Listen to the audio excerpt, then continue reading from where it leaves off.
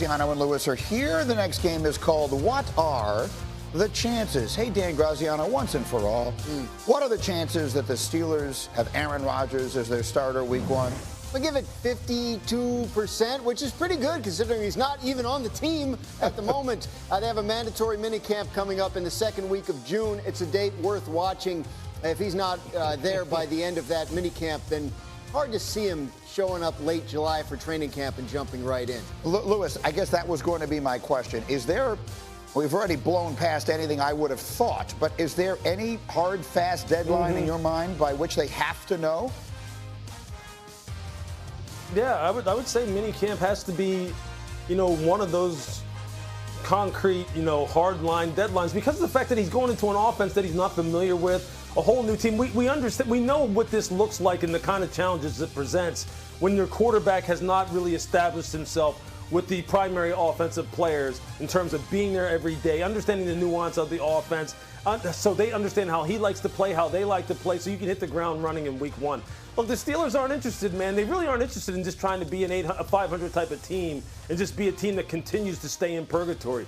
He's the guy that we've been saying all offseason long, Greeny, that the Pittsburgh needs to level up at the quarterback position, and I believe Aaron, in a normal situation with Pittsburgh, meaning a full offseason to get familiar with Arthur Smith and familiar with his teammates, can actually provide that. The longer this goes, the more likely it is that it's going to be a disappointing season. And I know they're seeing the same things. There's no way they can't be. Every single day that he's not there hurts their chances of actually leveling up at that spot. A confounding situation, to say the least. Let's stay in the division, Lewis, and I'll come right back to you. Joe Burrow talking to the press yesterday, expressing some frustration about a few different things. So what are the chances that Burrow and the Bengals miss the playoffs again this season? Yeah, I went big on this one. I said it's like 60% that they're going to miss the playoffs because of and not because of the fact that, not because of what they have offensively, which is a ridiculous amount of firepower. It's because on the defensive side of the ball, with a new defensive coordinator, Al Golden, who comes over from Notre Dame, I just wonder if they have the horses, in particular up front, because of the fact that that guy on your screen right there, we don't know what his situation is right now. Trey Hendrickson is the pass rush for the Cincinnati Bengals. I know they drafted Shamar Stewart in the first round. Shamar needs to really still, at this point in time, develop, the ability to be a consistent sacker of the quarterback, not just a pressure guy on the quarterback, not just a fantastic physical talent, but a guy who can actually put quarterbacks on the ground and close out games. Trey Hendrickson can do that. And if they don't defensively, if they're not able to keep points off the board, not able to be a top 15, top 10 type of defensive team in terms of scoring allowed, then this team isn't going anywhere. I don't care what Joe Burrow has to do. We saw that last year.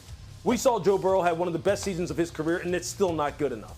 Not even close. And so Trey Hendrickson has expressed enormous frustration with his situation. What do we know? They're still working on it. They still believe they can get it done. But right now, the two sides don't see eye to eye on his value at age 30, going to turn 31 this year. And they're stuck. And to Lewis's point about Shamar Stewart, he's not practicing either. He hasn't liked the way what's going on with his contract negotiation as a rookie contract. Didn't sign the waiver that everybody else signs when they don't have their rookie contract done to go to minicamp. So they have a couple things to figure out on defense. And that is coming off of one of the worst defensive seasons that we've ever seen. Last one, Graziano, Josh Allen came up just short of a Super Bowl appearance again last season. What are the chances he finally wins one this year? I ran the numbers on this, Greeny. I came up with 11.6%, which I think is a pretty high number for this time of year. I'd be curious to know whoever the favorite is and what their number is right now. But Bills are set up. They're excellent. They've proved last year that they're going to maintain a good quality roster that can compete at the very highest level. They went to the AFC Championship game and lost in Kansas City. One of these years, I think Josh Allen and the Bills break through. Well, it better be this year, and we're about to explain to you why. The Bills are a favorite, by the way, in every game they will play this season. Let's talk about Josh Allen and the playoffs. In his postseason career, Allen has thrown 25 touchdowns and 4 interceptions. That's the best ratio in NFL history. He has 3 playoff losses with 3 touchdowns and no turnovers, all against Kansas City. No other quarterback has more than 1 of those losses in history. And we bring this up because today, happy birthday, Josh, is Allen's 29th birthday. Here's the problem. Of all the quarterbacks to win the Super Bowl, Over 70% of them did it before they turned 30. So history tells us that if Allen is going to get it done, this is the time he needs to get it done. I will repeat, the Bills are a favorite in every single game on their schedule this season. Lewis, there they are. They're the only team favored in every game on ESPN Bet. You put it all together and you say to yourself, if not now, then when for Josh Allen? What do you think, Lewis Riddick? Yeah, but, like, again, they're favored in all 17 regular season games, but, kind of very similar to the discourse surrounding the Baltimore Ravens. Nobody cares about what you do in the regular season in Buffalo. Nobody cares. I mean, yeah, of course they're going to have a great regular season. They're one of the most well-coached teams in the NFL, have tremendous continuity, front office, coaching staff, head coach, coordinators, quarterback, primary players on offense and defense. But it doesn't matter, man. It's like when you get to the playoffs, now what are you going to do? And see, that's when you're talking about how explosive the AFC is from an offensive perspective, the secondary comes into question for me, which is still a question mark for me. If we're really just nitpicking and trying to break down the Buffalo Bills, forget the offense. Josh is going to do what he's going to do. And offensively, they're going to score a ton of points. And they're going to be there in the end. It's defensively in the secondary against the high-powered teams that we know can win the game with one swing of the arm with all these fantastic quarterbacks in the AFC. Do they have the horses in the back end? Up front, they do. Up front, their defensive line, I'm telling you, is going to be as good as any in the NFL this year, and they added to it. If Joey Bosa can stay healthy, and I know people say, well, if Joey Bosa can stay healthy. Well, Joey Bosa can still play 25, 30 snaps and be very good. Landon Jackson, who they drafted from Arkansas, to go with Greg Rousseau. They've got some dogs up front now.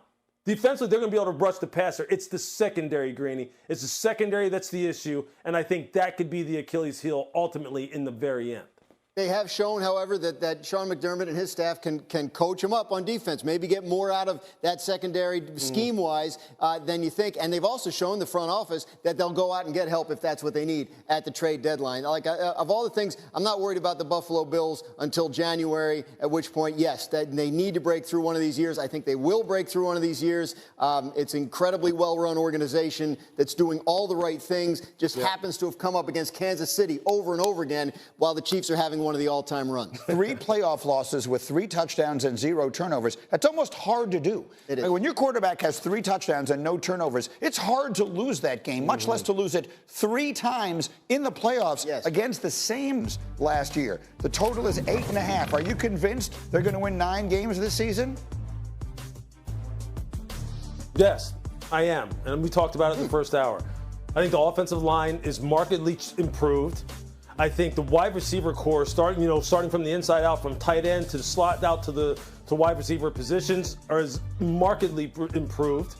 I think the defense under Dennis Allen is going to look. Dennis Allen's one of the best teachers of defense in the NFL, and Ben Johnson will put it all together. And Caleb Williams, we will start comparing him to Jayden Daniels this year on an even playing field. I think they do win 8.5 or more this year for sure. Graz, the one that surprises me, the Patriots were 4-13 last year. Are you convinced they're going to go over 8.5 wins? I'm not. I can understand why people are excited about Mike Vrabel and what they saw from Drake May in the second half of last season. I understand. I just feel like this is a roster that needed a lot of work. And while they did a lot